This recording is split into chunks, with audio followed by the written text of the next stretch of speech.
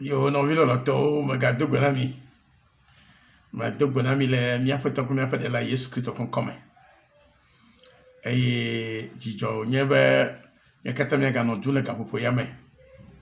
Mi ga se Agbenya. Enya nwie ke wa me nwie ke do anu same. Ke na be ovua vakpenado. Ma openya yi na be ovuna vakpena ovuna vakpenado.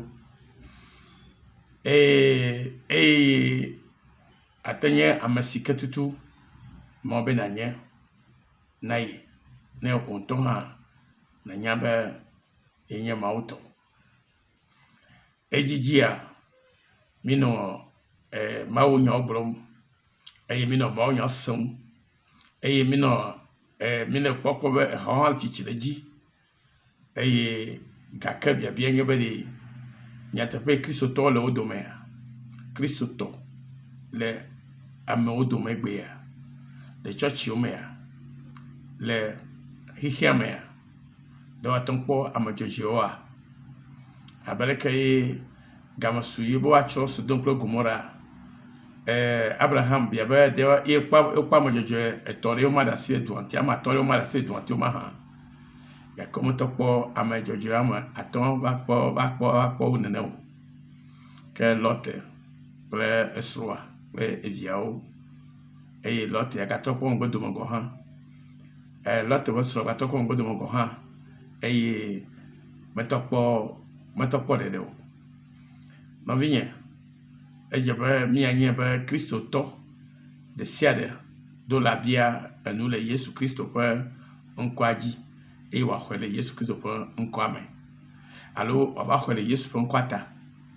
hallelujah ya ole vivire na mi be mi atoma du jesi fole ke mi atoma khonu chuma ogbo na mi medu khoso ejebe mi adu khoso sike 3 ole sigbe ni yakune atiku cheche vitukire ne eta isugbo be nebe mi apo khoso de sigbe ni ya ekucheche viene la ke mi atom agbona tobe na chitre fie na baja chapume egbela mi kpo be amasiam club gobe yenye church de la voni chore ya ba vambe madogo nyon vide itogo vio mi akumino no pom baye ma hebro male ba onya glone nya siko agbona mla ebe pastor ma se wa nya imenya be bogobe imenya be mawulio yema tone be sister epo enya be agbekele yemade enya be alema ha agbekele ya mame enya be elia yelagbe imotona be wala ke agbekele mo enya be eleme vo male pomola enya be nesiata enya be mawuli nenya be yelagbe ye agbekele me ye na be yelagbe ye malagbe apo vole yi ne gbogbo le lamasema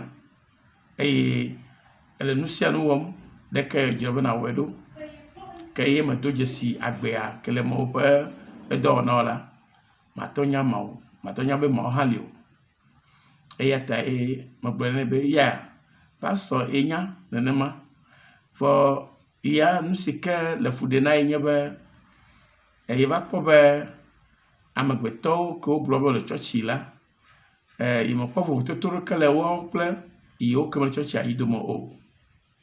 yata yi wosa na ibe ne ya gbo ya to Kristo tola anyam sike adefuna into yemtone be our sister magabro na ma o ala be ma wo a ye yomi anya ma o yomi o ma won to ke mania ye yomi yata madibe na trole pe jima abai masagomo leke atom do khose kaka ba tro enye ba yele ye have you po ke onya church de law alo gbabe onye church yo de law yo bo hobo ko ha yo doa de ye yo kakala e pa ba o ya play ye ke mo church yo la o so ye mo tona be sister ese ya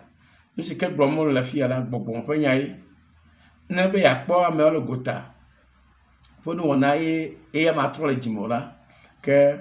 ela bu ela na be eƒe luʋɔ la bu ela na be eƒe luʋɔ la bu ta ba ɖe kuku ne bena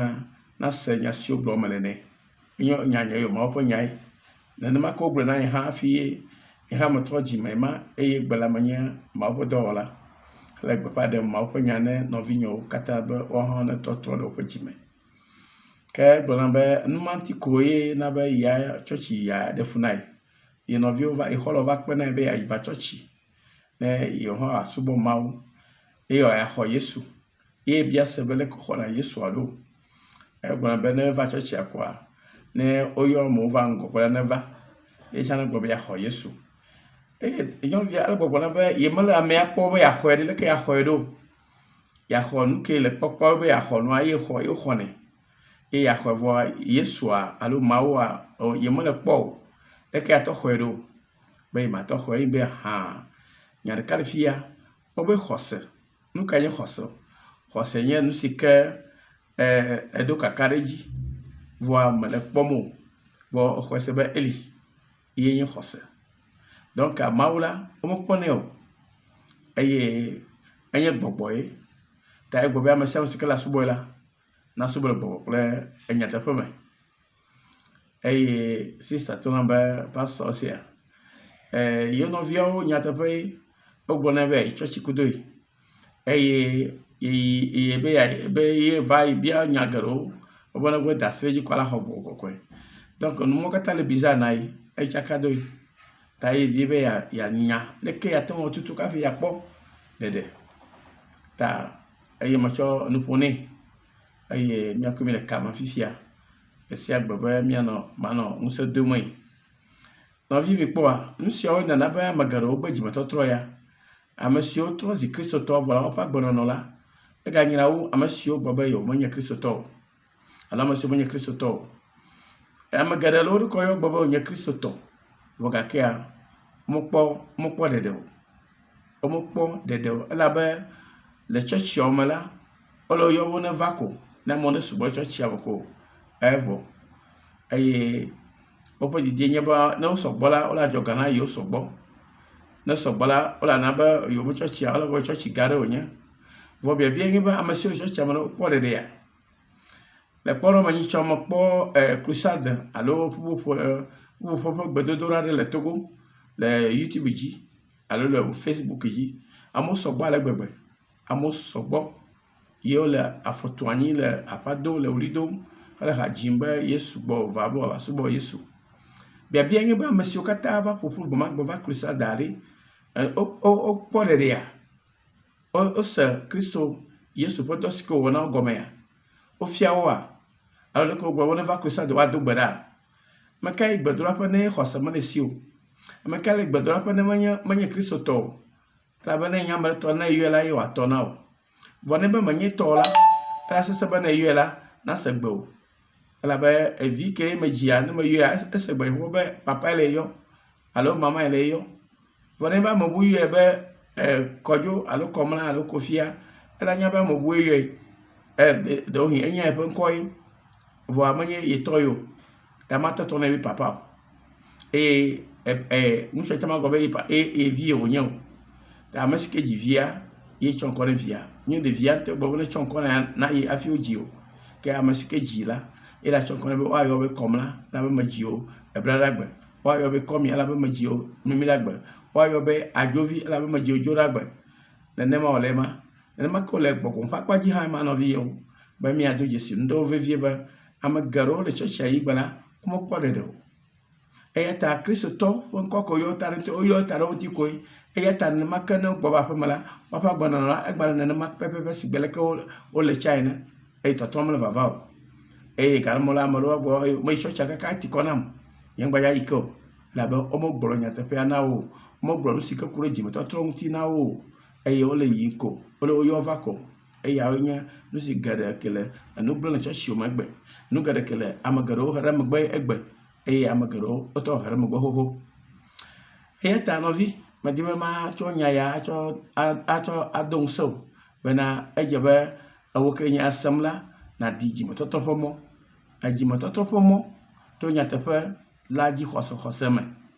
Elabena nye be mexɔ nyateƒea dzi la xɔse kaƒe. Vɔ ne be amewo megblɔ nyateƒea na o ɖe leke ate ŋu aɖo xɔse ɖe nyateƒea dzi ɖo. Nu ya le ame geɖewo flu megbe ya ena be wometem le etɔtrɔm le woƒe dziwo me o. Vɔ esi ke Yesu Kristo va la, ke nye Mawu va la, edi be ame sia ame natrɔ le eƒe dzime na woatrɔ zi etɔ. Elabe ye ŋutɔ tia ye ŋutɔ ƒe dukɔ da ɖi be eye wòle akpɔ ɖeɖe. Vɔ edze be wò ke nye ame la eɖo la nɔ ame tiatiawo dome alo wò ke nye ame la ala wò tiatia be ye hã anɔ ame tiatiawo dome eye Aƒetɔ la xɔ ɖe edome le esi ke etrɔ le wo dzime henya nyateƒea hetrɔ le wo dzime ɖe Aƒetɔ ŋu eye elana be woayɔ be ɖeɖekpɔla. Egbe ame geɖewo le tsɔtsia vɔ womekpɔ ɖeɖe o. Ame geɖewo le tsɔtsi gbevɔ gakea womekpɔ ɖeɖe o. Ye gɔme nye bena womese ɖeɖekpɔkpɔa gɔme o. Womese ɖeɖekpɔkpɔa gɔme o. Ye ta ye womate ŋu akpɔ ɖeɖe ɖo o. Eta nɔviwo medi be míanya nu ɖe esi ke le vevie be nu ka nye ɖeɖekpɔkpɔ o. Ɖeɖekpɔkpɔ nye vovo tso enuvɔsi me. Elabe tso gɔmedzedze la mía fofo Abraham kple mía fofo Adam kple Eva ke nye mía nɔ tutugbãtɔwoa ke Mawu wɔa wova nye tomaɖolawo womegase Mawu ƒe gbe o. Nu si ke tutu Mawu be womegawɔ la wova wɔe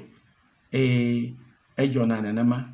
Eye vɔ Biblia ɖe fia mi bena Mawu ŋutɔe lɔ be woawɔe elabe Biblia gblɔ bena Mawu tu mía amegbetɔwo katã ɖe enuvɔ te bena yeave mía nu to yeƒe dɔmenyo kple lɔlɔ gã la me be míatɔ dze si abe etɔ ene. Eya ta nɔvinyewo, edzimetɔtrɔa ye koe nye bena nàgbe nu le wò amenyenye xoxoa gbɔ. Leke ate ŋu gbe nu le wò ame xoxoa gbɔ ne womeɖe enua gɔme na wo nyuie o. Edze be woaɖe gɔme na wo nyuie ne nàse gɔme. Ne se gɔme ko awɔ tiatia ya la, ke tiatia aɖe vi na wo. Vɔ ne be mese gɔme o la, ke aɖe fu be anɔ wɔm vɔa, manya nu si ke tutu wɔm ne le o. Yena be ame geɖewo gbe la, wole tsɔtsia yi ƒe gakea, womenya nu si ke tutu wɔm wole o. Nu ma le fu ɖe na ame geɖewo gbe ma. Nu ma le amewo tsaka gbe ma eye ame geɖewo yi tsɔtsia kaka vɔa, ŋɖeke mele dzɔdzɔ le woƒe agbe me o. Ta nɔvinye, medi be maɖo ŋku nya siawo dzi nɔ be na ate ŋu anyɔ le ɖokuiwo me. Elabe ehiã be nànyɔ le ɖokuiwo me. Megakpɔ be ame ɖewo le tsɔtsia yi vɔ woƒe agbenɔnɔ gba le nenema ke alo woƒe agbenɔnɔ medze be woayɔ be kristotɔwo la, megaxe mɔ na wo ya be wo ya megatrɔ ɖe Aƒetɔ ŋu o. Ke boŋ ehiã be wo ya natsɔ wɔ agbe ne Aƒetɔ la blibo ne yayra nenye tɔwo. Elabe ne etrɔ ɖe ŋu la, ye hã atrɔ ɖe ŋu o. Ne xɔe se la, akpɔ nukunu kple dzesi le agbɔ me. Eya ta nya be xɔse ye wɔnɛ. Leke axɔse ɖo? Anye be Mawu la ye nye agbɔgbɔ. Mawu ya la gbɔgbɔ wònye eye leke atɔ xɔ gbɔgbɔ ke si dzi mele kpɔkpɔm o. Ye ya nye be wobe nu si ke dzi xɔse gɔme nye bena nu si ke mekpɔ vɔ kaɖi dzi be li la, eya ye na be alakpɔ enua.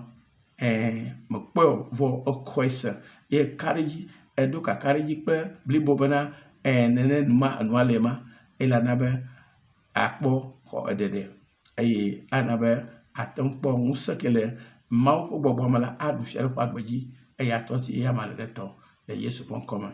Mawu ne kpe ɖe nye kple ŋuti egbea hã bena ame siwo katã gakpɔtɔ gale viviti me, ame siwo katã gbatɔ le tsɔtsia yim gakea womekpɔ ɖeɖe haɖewo la, mi follow míaƒe gbe sia gbe ƒe nya siawo ne miatrɔ ɖe Mawu ŋu eye miakpɔ ɖeɖe alebe miatɔ zi ame dzɔdzɔe si ke woayɔ be kristotɔ.